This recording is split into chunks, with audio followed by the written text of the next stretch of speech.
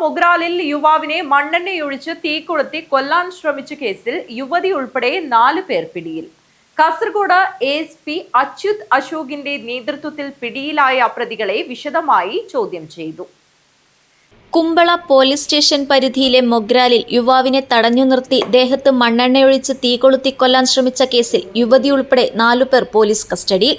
തമിഴ്നാട് നാഗപട്ടണം സ്വദേശികളായ ശരവണ, ലിംഗം, മാരി തുടങ്ങിയവരെയാണ് കസ്റ്റഡിയിലെടുത്തത്.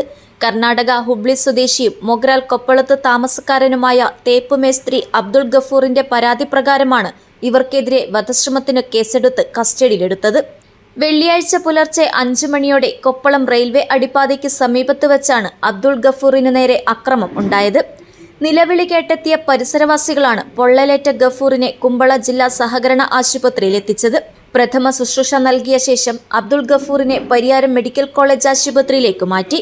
തേപ്പ് ജോലിയെടുത്ത വകയിൽ കൊടുക്കാനുള്ള 3000 രൂപ നൽകാത്ത വിരോധത്തിലാണ് തടഞ്ഞു നിർത്തി കൊല്ലാൻ ശ്രമിച്ചതെന്നാണ് അബ്ദുൾ ഗഫൂറിന്റെ മൊഴി.